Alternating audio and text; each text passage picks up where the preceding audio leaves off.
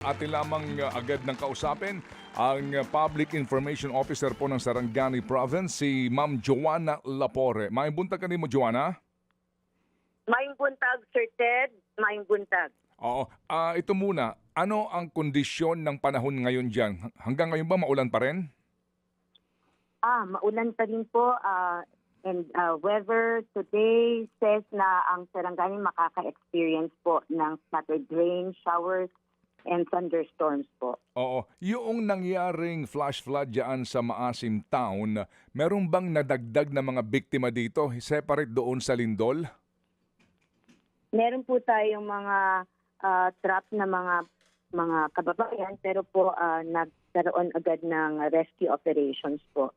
At nagpapasalamat po tayo dahil nabigyan na rin po agad ng solusyon yung ating tulay na naapektuhan. Kaya patuloy po ang ating pagpasok at paglabas po mula sa area ng Maasim po. Doble dagok ito, no? Sa ngayon ba, ang inyong casualty sa Lindol, ilan na ang kumpirmado? Ang reported, ang confirmed deaths po because of the 7.8 magnitude earthquake, nasa 33 na po. 33. Ang cause po niyan, landslide, pagkalunod at dahil sa mga falling debris.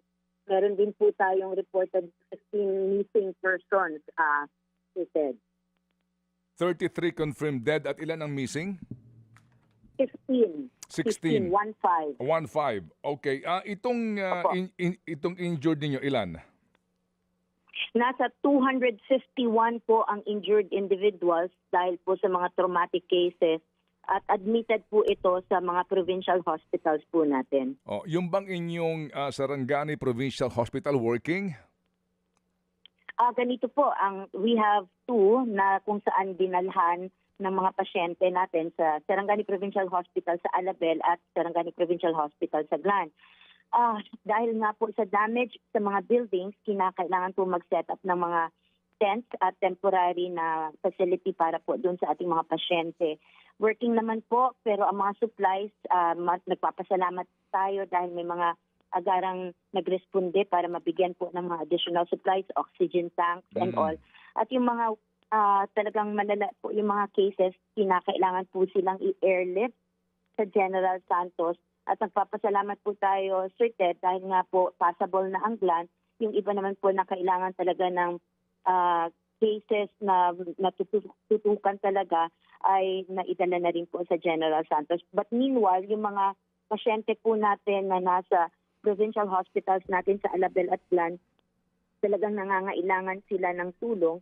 At meron tayong mga medical responders mula sa Karatig Bayan na nagbigay din po ng assistance sa atin. So how do you go about it? Doon sa mga nakatent outside dito sa mga provincial hospital ninyo, considering din na ngayon nag-uulan na, ano ang disposisyon ng LGU dyan? Yan po, talagang hinahanapan po ng paraan kasi meron naman po ding areas na safe na. Ang pinakamalalang damage po na talagang unsafe would be the second floor. Pero yung doon sa lobby area at kahit pa paano po yung ating mga doctors at saka ang mga medical practitioners natin, talagang hinahanapan din ng paraan para mabigyan ng talagang area na kung saan mabigyan po ng lunas ang ating mga may mga karamdaman at mga talagang nangangailangan ng medical attention. Additional tents po were provided not just by the provincial local government but also with our partners po. Kaya nga po talagang ibang klase ang pinagdadaanan din namin dahil nga after nung 7.8, ang dami pong mga aftershocks, ang lalakas pa man din, Sir Ted, umaabot ng 5.6 and all.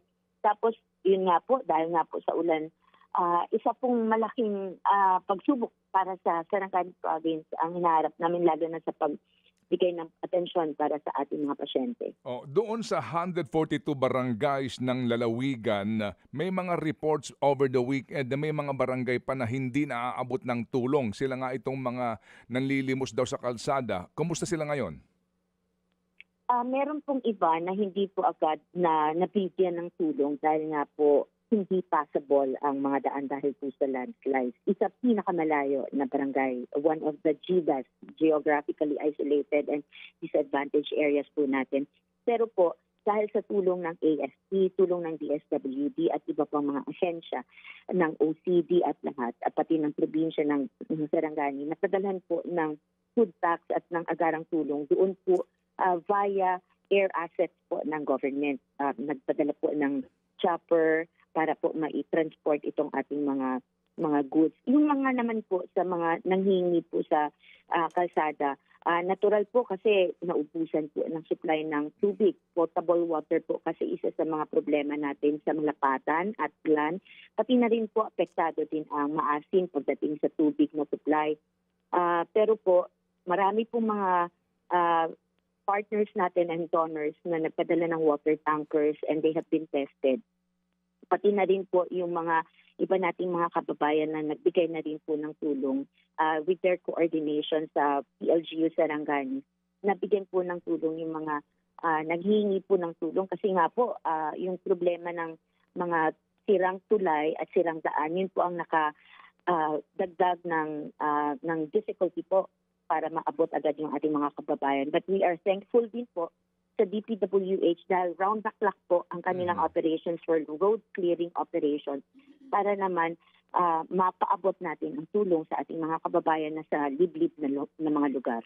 May tanong lang si Chacha. Yes po, Miss Joanna, itong binabanggit ninyo na mga daanan na nasira, tsaka po yung mga tulay, gaano pa daw po katagal ang aabutin bago daw po ito maisaayos? Medyo mahaba-habang usapin po ito kasi dahil ang damage po na national bridges, 4. Isa po ang totally damaged na provincial bridge. May ginawa pong parang temporary solution, band-aid solution if you may call it. Dahil nga po nilagyan lang at tinambakan lang po muna yung sa Pumasla for example na bridge. Totally damaged yun pero tinambakan na lang muna para lang makadaan ang mga vehicles. Pero kung talagang ang rehabilitation po nito, it would really take a long time.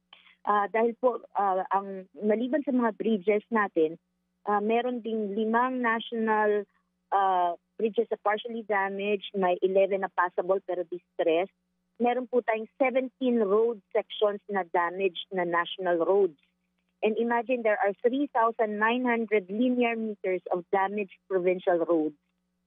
Ang lala po talaga ng infrastructure damage na hatid nitong 7.8 magnitude. And because of that, nagpapasalamat tayo dahil agaran po na pumunta doon ang ating DPWH Secretary Vince Dizon para matingnan at makita kung ano po yung extent ng damage and para mapag-usapan kung paano po yung sa rehabilitation and recovery cost po. Yung binabanggit niyo po kanina na mga barangay na nahihirapan kayong abutan ng tulong dahil po dito sa mga sirang kalsada at tulay. So sa ngayon po okay na? May mga tubig na po sila doon? May mga pagkain na? At kamusta rin po yung linya ng komunikasyon natin dyan, maging yung kuryente natin? Yung kuryente po ang isa sa mga naging problema ng Malapatan at ng Glan during the first few days of the earthquake po. After the earthquake, yun po ang isang naging malaking problema. Pero ang ating Socoteco, ang ating provider ng kuryente, ay round the clock din po ang kanilang pag-aayos. Kasi ang dami pong mga poste ng kuryente na nasira. Isa po yun sa napakalaking challenge. Dahil nga po walang kuryente, yung mga water refilling stations hindi po makapag-operate. Kaya hinanapan din po yun ng paraan. Maliban sa pag-provide ng mga water tankers, inayos din po ng ating mga partners yung mga available na mga linya ng tubig na pwede naman na yung like galing sa mga balon at mga yung streams po na talagang yung clean naman yung po yung at potable yung water ng mga spring. Hinanapan po ng paraan na para makapagkuha at makapag-imbak ng supply ang ating mga kababayan. Maliban po doon yung ating linya ng kuryente talagang apektado dahil po doon apektado din ang ating internet connection ang ating connectivity. Pero may mga partners po tayo na nagbigay po ng tulong like ang DICT po nag-provide po ng Starlink doon sa ating mga areas para naman po yung ating mga command centers at yung mga kababayan natin ay pwede naman po makapag-connect sa kanilang mga kamag-anak at mahal sa buhay. Ang pinaka-importante lang din po, naging passable ang Glan. Kasi crucial po sa lifeline ng Glan, ang bayan ng Glan, ang daan. Kasi po nung first 2 days na talagang ang hirap abutin ng Glan dahil nga po sila yung mga tulay, kinakailangan pa po ng ating responsible official, ang ating Governor Ruel Pacquiao, na dalhin ang team via Coast Guard po na asset, no, water asset, para lang makapagdala ng tulong at ma-check ang kondisyon ng ating mga kababayan. Pero dahil po unti-unti nang nare-restore ang kuryente, pero hindi pa po totally, ha, DJ Chacha, Sir Mhm. Ted. Um, ah, yung ang hinahanapan po talaga ng paraan ngayon kung paano masigurado na yung ating mga hospitals, pati na rin po yung ating mga kababayan na hindi mawalan ng tubig. Inactivate po binigyan po ng tulong yung mga water refilling stations. May iilan po doon na pinovidean po ng krudo para po makapag-operate at makapagbigay ng libreng tubig sa mga kababayan natin. At yung Maytum po, isa sa mga bayan na hindi masyadong apektado, they were so generous to bring in their water tanker para din po makabigay ng tulong doon sa mga bayan ng Malapatan at Anglan ng tubig po na mainom ng ating mga kababayan. Ang mga food packs po, patuloy po ang pagpadala sa mga areas po na talagang apektado. So tulong-tulong po talaga, bayanihan po ang nararamdaman namin dito sa Sarangani at nagpapasalamat po tayo sa iba't ibang ahensya. We cannot do it on our own. The government cannot do it on its own po. And mabuti po, marami pong mga humanitarian na mga groups na nagbibigay ng tulong. Ang hiniling lang po talaga namin is coordinate sa ating mga LGUs para po masigurado na yung mga areas na hindi pa nakakatanggap ng tulong ay mabigyan din ng pansin. Ito po mga eskwelahan natin, kumusta?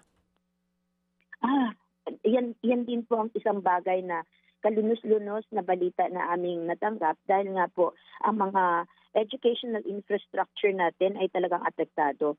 94 schools po totally damaged and 617 ang totally damaged naman na classrooms.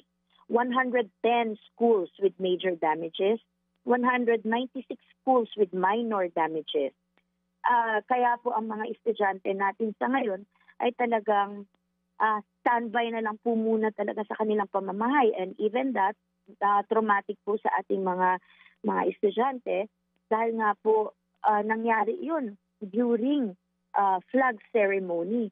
So with the aftershocks, mga bata talagang kinakailangan nila ng psychosocial support as well.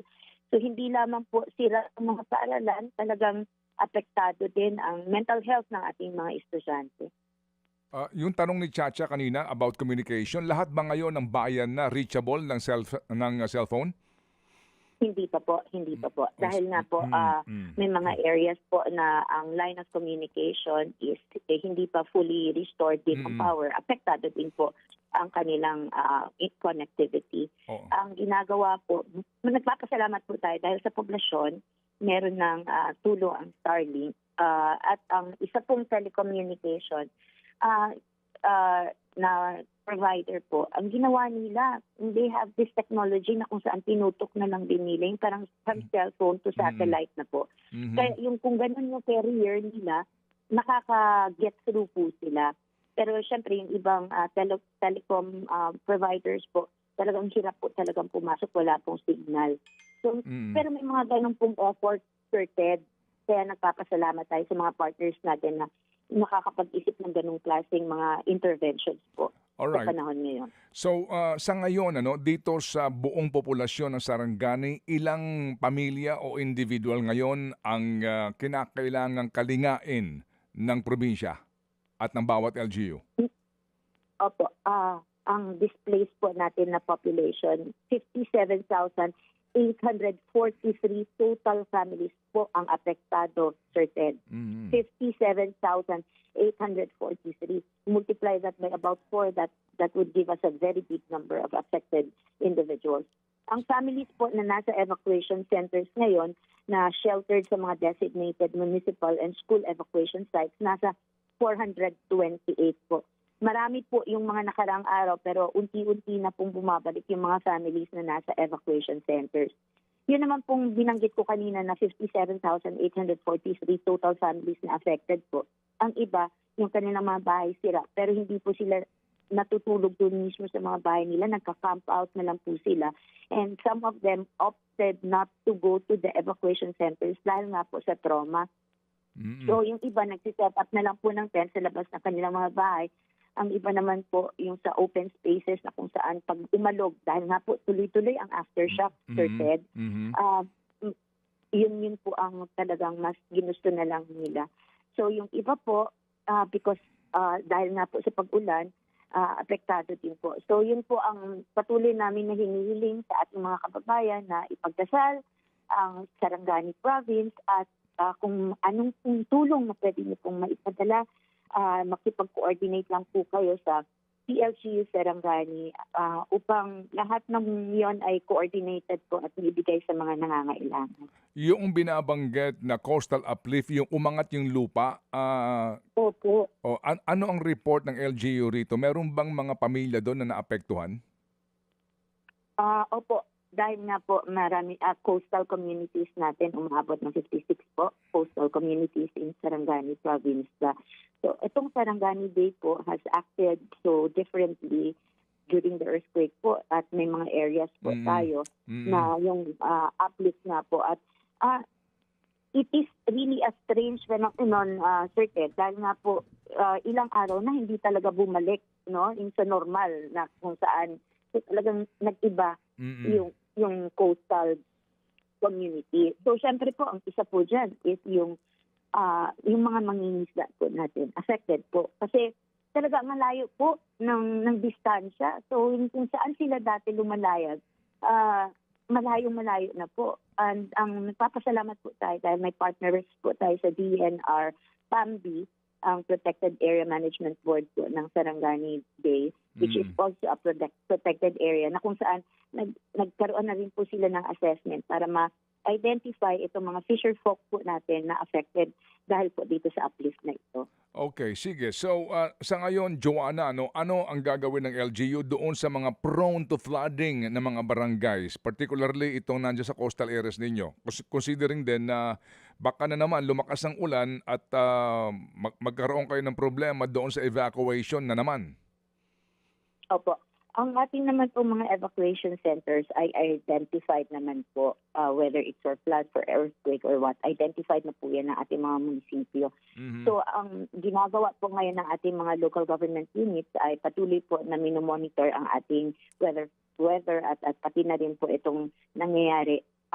Even kung may tsunami warnings and all, yun po ang ginagawa. Talagang immediate evacuation or preemptive evacuation po ang ginagawa. Kaya nga po, yung mga kababayan natin, talagang they are into monitoring po yung sa ating mga official channels.